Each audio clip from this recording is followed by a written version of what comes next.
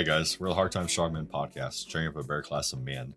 And today we are going to talk about the Hunter Killer Team and Squad. Real quick, our references are ATP 3-21.8, the Infantry Platoon Squad, and TC 31.76, the Ranger Handbook. Now, over the past few months, past year, there have been several pages on Instagram, several YouTube channels who have covered the doctrinal traditional hunter killer team, which specialized in anti-armor or sniper teams.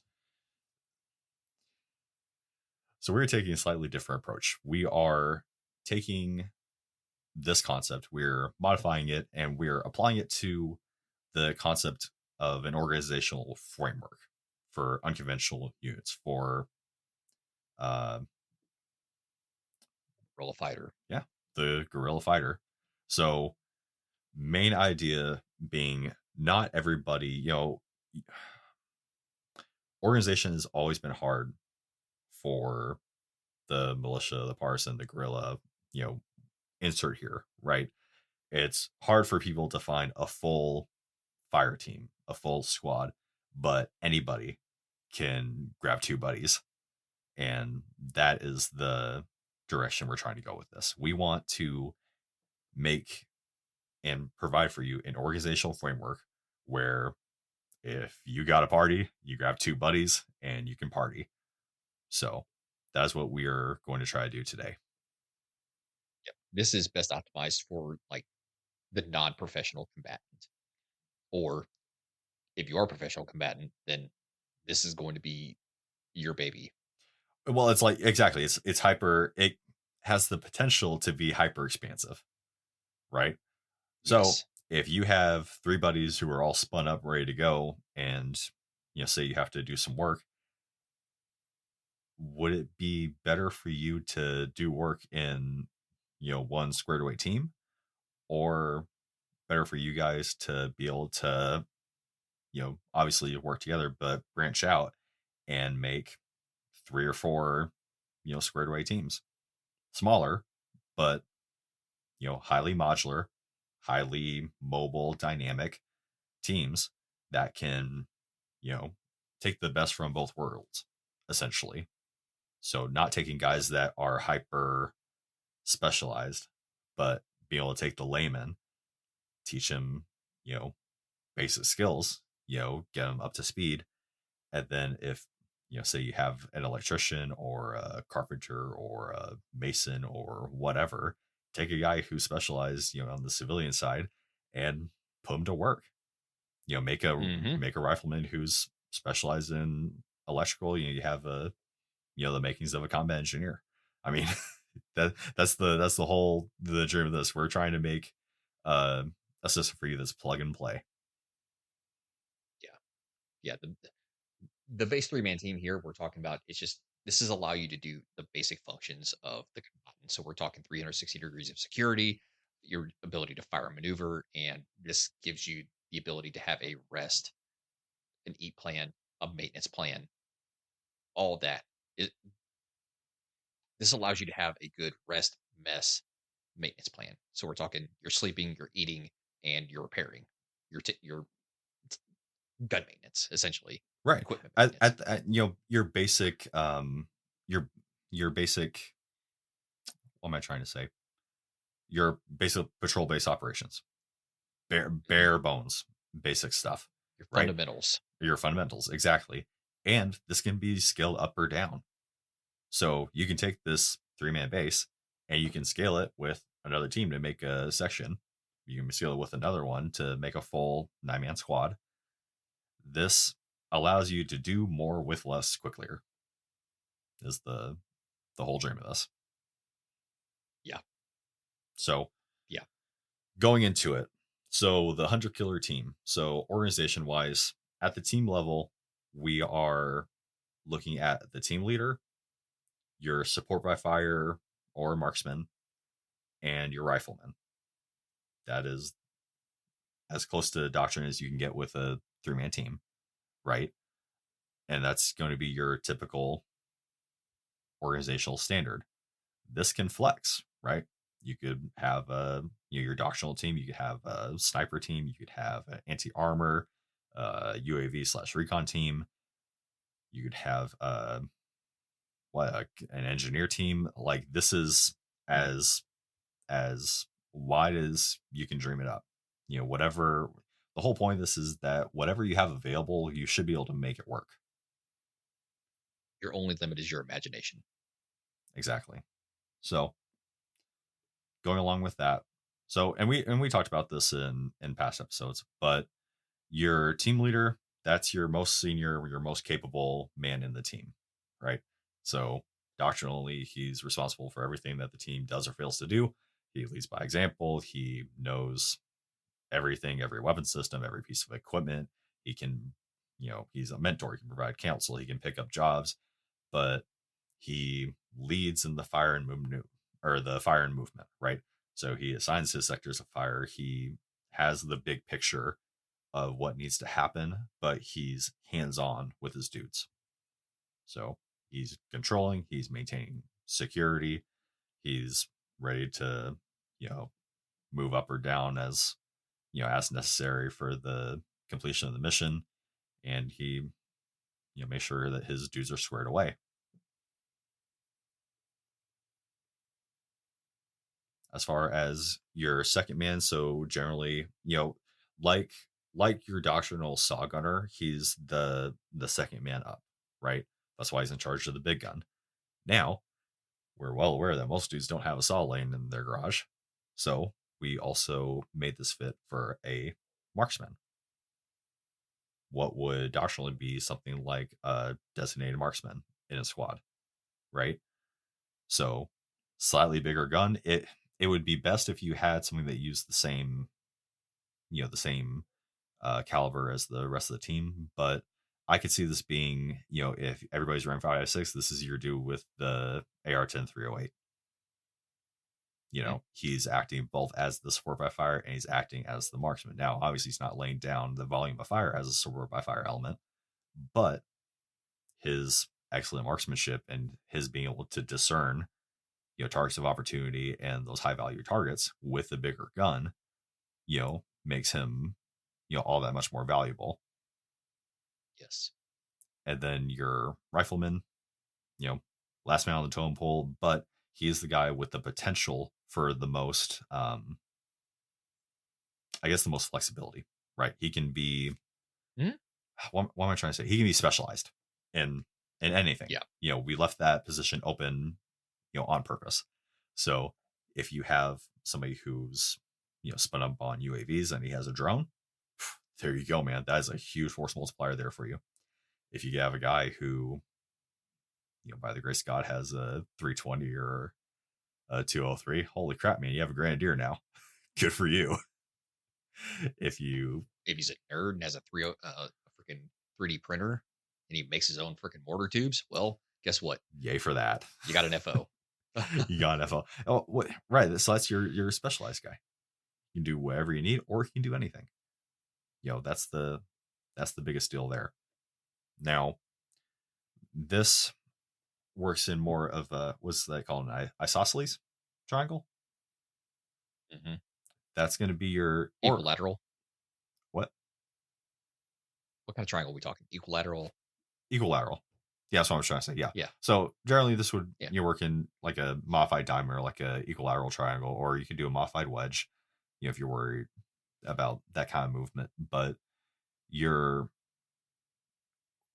this is the lowest level I feel like that you can effectively do good fire maneuver and keep 360 degrees of security. Also, with 3 men, you can still keep a mess plan. You can still have a maintenance plan. You have 2 dudes on security and you have 1 dude in the middle doing what he needs to do. You had anything else to add for the base? Just that basic team unit. I mean, not really. Just this, not without getting into the weeds on a lot of this. Establishing a base, this is like perfect. Like it's exactly where people need to be before we get into the weeds on, say, like, I was gonna say we'll do a patrol based class and we'll do patrolling class and yeah, we'll reference this and we can talk about how this works for the guerrilla for the partisan, but battle drills, yeah, Yeah. reacting to contact. Like I Yeah, said, I feel, that's what I mean by getting in the weeds.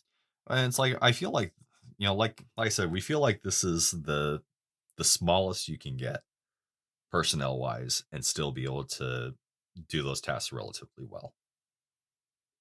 Yeah, this is not like, Army of Two.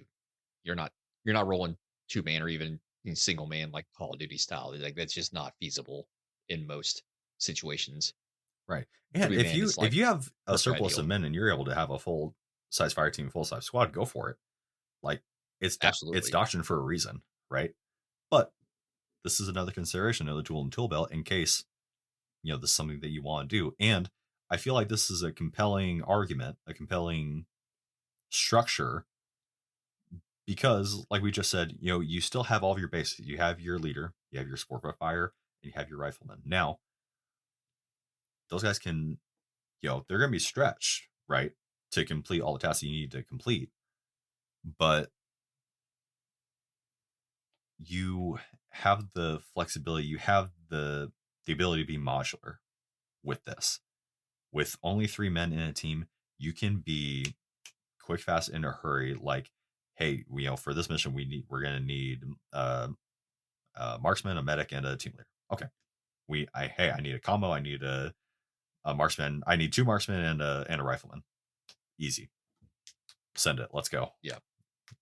And Mission dependent. mission dependent, and you can roll like that. When you bump up to to a section or to a squad, dude, you have even more flexibility. You do whatever you want at that point, because then you're talking about bounding teams. You're talking about you know support by fire, one team, another team goes and assaults. You can have a recon with support by fire if needed. And the way that we broke this up, so ideally you're running, so a squad would be what we would consider 3 teams of 3. So you'd have your alpha team, your bravo team, and your headquarters team, your headquarters element, or the squad leaders team. Mhm. And when you're talking about squad movement, it's literally the same as your team movement, but scaled up. And that's the nice part about this, is that you can, like you said, it's very modular. You can plug and play. So if you're rolling out and you have another team to your south, you guys can meet up and you can automatically, add those dudes to your capabilities. We creating sleeper cells here. Yep. I hope so. Okay. Just wanted to put that out there. uh, well, and that's the hope, right? That's the hope, is that you can. I fully hope that people can, oh, I have 2 buddies. Let's go train this, instead of, oh, I can't make a full, doctrinal like line squad, and then never train or never do anything. We're trying to make this accessible to you guys, and I really feel like this is what it is. So if you at this point need to be getting training, getting proficient with all your stuff, so you can take up that position as team leader, get doctrinally sound, become technically and tactically proficient, right? Become an expert in all of your buddies' weapon systems, so in case they drop it, you can pick it up. Support by fire?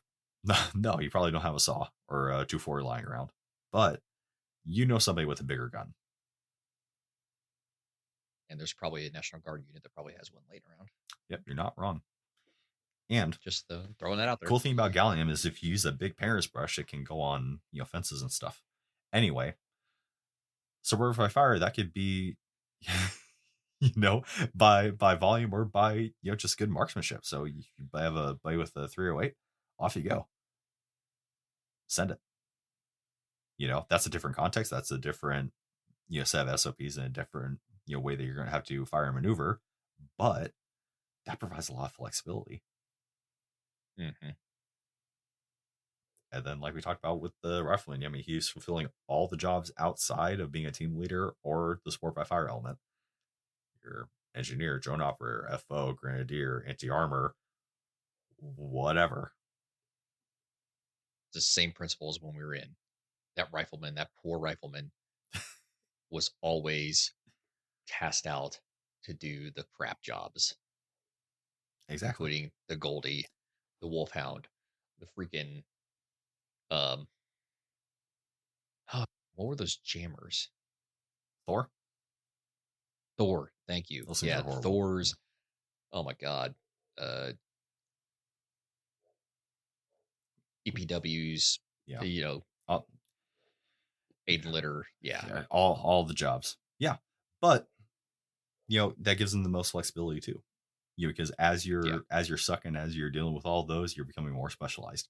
And then whenever you bump up to that bigger gun, you know even more, and you help out the next guy lower, or you can pick up that next job higher. I mean, it, especially in a non-professional scope, that's the best place to be. And this gives you the best flexibility because you don't need the dude that is spun up on everything. You teach a guy basic tasks, your basic warrior tasks. That's your new rifleman. I mean, and you'll only get better from there. But as far as the squad level goes, right, you have your normal Alpha and Bravo teams. The squad leading element, that's where I would stick your medic, and that's where I would stick your RTO or your FO. That's where I would put your radio. That's where I would put your medic, because they're going to have the most flexibility there, being in the middle of the formation and being next to the guy with the bigger picture. So if you need your main medic to flex out to a team that just got hit, or if you need to set up a CCP or whatever, you have the guy with the bigger radio with the bigger picture, and it's all right there. So, like I said, Yeah. we're adapting doctrine to to a downsized element. Hey guys, Seven from the Hard Times Strongmen podcast here to bring a quick word from our newest sponsor, Blackbeard Fire Starters. We first saw Blackbeard Firestarter a few years ago, and after seeing what the product can do, it's been our kit ever since. Their Firestarter rope and their fire plugs are windproof, waterproof, dummy proof. They have an insane burn time, and like anything else that they offer, it just works. Besides their Firestarters, they offer an arc lighter, ferro rod, stormproof matches, basically anything that you need to get a fire started. To better equip you, we cherry picked their inventory and made our Hard Time Strongman Fire Kit. Basically, our essentials kit for anything that you could need to get a fire started. But besides that, they're offering 10% off anything in their store when you use the code STRONGMEN. We love the guys at Blackbeard Firestarter. We love what they're doing. We trust them and we trust their products. And we honestly can't recommend them enough. Make sure to check them out online at blackbeardfire.com or on Instagram at blackbeardfire. Huge shout out to the guys at Blackbeard Fire for working with us and for bringing the fire. As always, guys, stay in the fight. Hey everybody, this is 6 and 7 with the Hard Time Strongman podcast. We are coming to talk to you about our Patreon and Discord. Hey guys, our patrons get early access to all of our episodes. They get all of our exclusive pre and post shows, all of our spicy takes, all of our rabbit holes that we go on, everything that we want to include in an episode, but we can't because we need to stay on topic. And soon enough, we'll be offering digital downloads, guides, everything that we've been working on in the background will soon be available to our patrons. So make sure to check it out. And come hang out with us on Discord. Speaking of the spicy stuff, this is where we discuss most of it. Once you're there, you'll get access to all of our in-depth discussions, including stuff like homesteading, fieldcraft, medical, camping, communications, shooting. You like ARs? Come talk to us about it. You like 4x4 vehicles and prepping? Come talk to us about it. You like tannerite, thermite, napalm? Come talk to us about it. All of the campfire talks that would get us kicked off of other platforms, it's right there in our Discord. Come join our community. We're active on Discord every day. We're interacting with members constantly. We have guys from every walks of life coming to contribute their expertise to all of these various fields and subjects that we've been talking about. Come join the Discord. Come join the Discord. Join our community.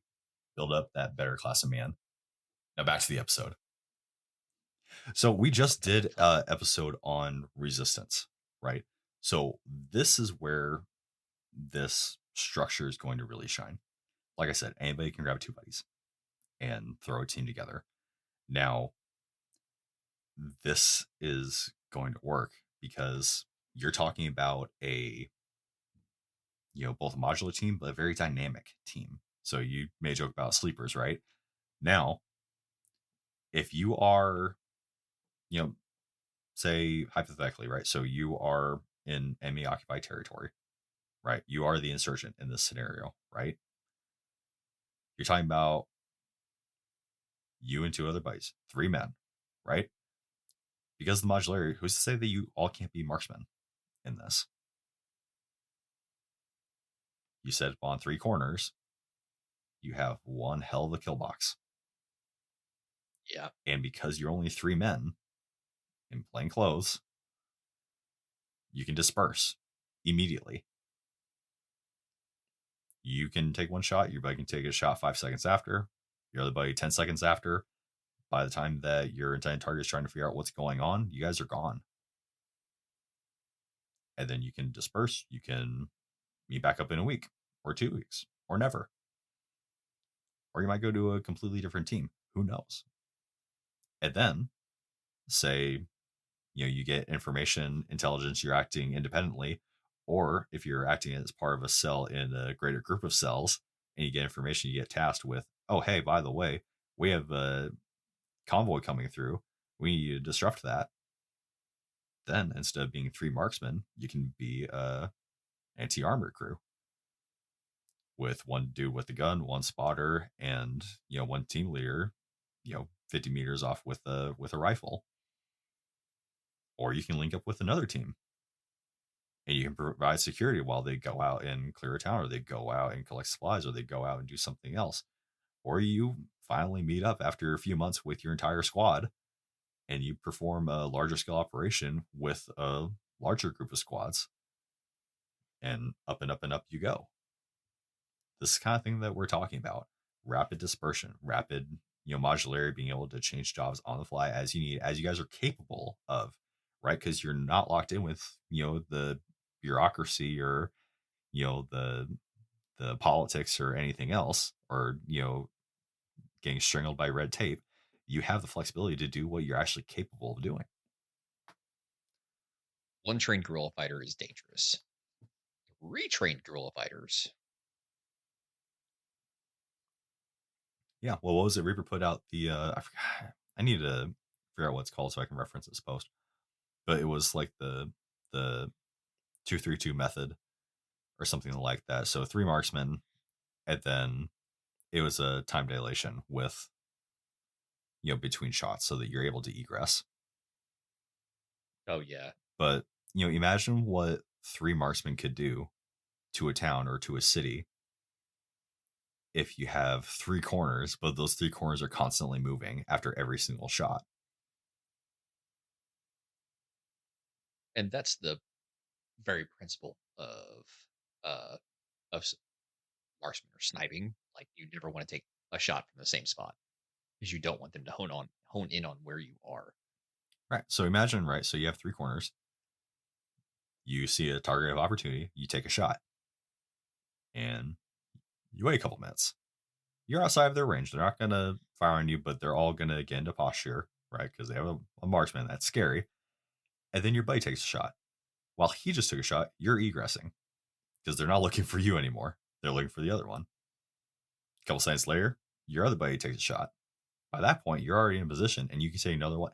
And you just keep doing that until you've overstayed your welcome and then you leave. I mean, it's scary stuff, man. But with It this is. kind of system, with this kind of framework, it is entirely possible.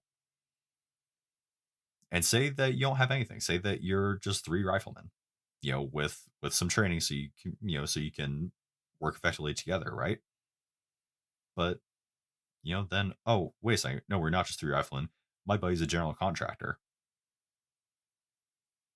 Well, I'll be damned. He counts as a combat engineer, doesn't he? We're in combat now.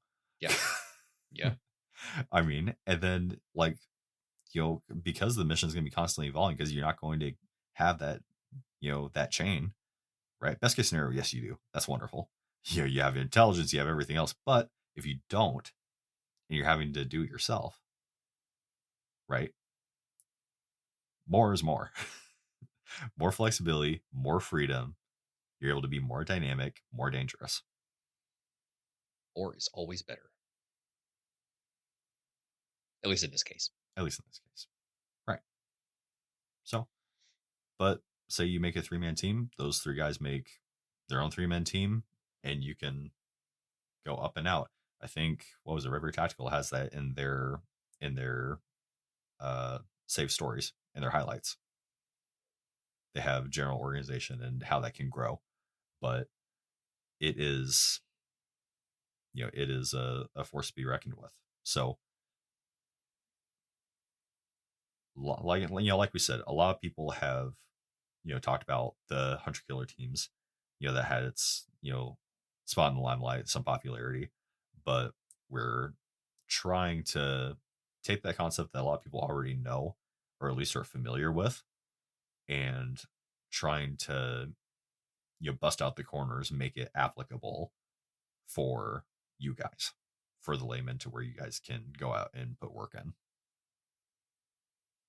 So I know that we've kind of limited ourselves by not going into the weeds on battle drills, on patrol base operations, on actually giving a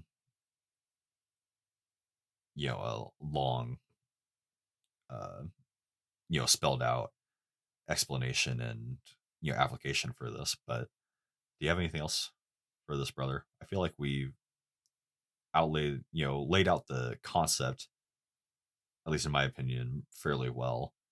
It's more ambiguous by nature, it's more fluid by nature, because that's what it needs to be in order to survive. Talking about the it being decentralized, you should be able to pick this up, form this, do your thing, and disperse quickly. That's the whole point. But is there anything else that you can think of in the moment? This is the intro post, the intro episode to this, because we are going to be delving more into these kind of things as time goes on. Yeah, It's just a matter of time for us. right. And like we've said in the past, we are going to be talking about your battle drills, your patrol base operations, everything that doctrinally that we would talk about anyways. But like we said when we first started the podcast, we're trying to make this applicable for you guys, applicable for the layman, applicable for everybody. So now that we've introduced this concept, we're going to be talking about this more. Now that we have a name for it, now that we have the ideas, now you have the kind of the image in your head. Now, when we go and give classes, we can give you something to, we have something to give you to apply it. So, okay, Mhm. this is what this looks like doctrinally. Now, in your hunter killer team, in your 3-man team, your partisan team, your guerrilla team, this is what this would look like, or this is how you could apply this. That's what we're trying to do. So That's where we're at. that's where we're at. Guys, thank you so much for listening. It means so much to us. We hope you got good information out of this and that you enjoyed the episode. We'll be back for more. This was, something that we've been waiting months to months to put out. I This know. was our version of the hunter killer team, and we're gonna hope to put good miles on this and get good use out of this. So be ready for more, guys. Thank you again. We're the hunter killer teams. We Yo, are you're with the Hunter Killer teams. we are the hard time strong men, cheering up a better class of man. Stay in the fight. Stay in the fight.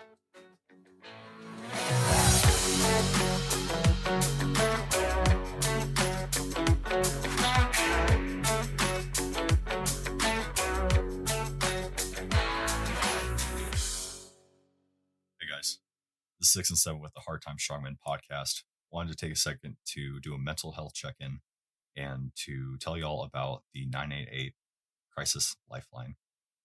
So, the 988 Lifeline is a national network of local crisis centers that provides free and confidential emotional support to people in suicidal crisis or emotional distress 24 hours a day, 7 days a week in the United States. You can reach the Lifeline at 988lifeline.org, or you can call or text 988 to get help, to get someone real on the phone. Every struggle is different. Every struggle is hard, but you are not alone in whatever you're going through. As someone who has used the 988 crisis line, I fully recommend that if you're feeling any of those feelings of depression, suicide, hopelessness, get in touch with them immediately. They will help you, they will listen to you. Once again, guys, you can reach the Lifeline at 988lifeline.org, or you can call or text them at 988. As always, guys, stay in the fight. Stay in the fight.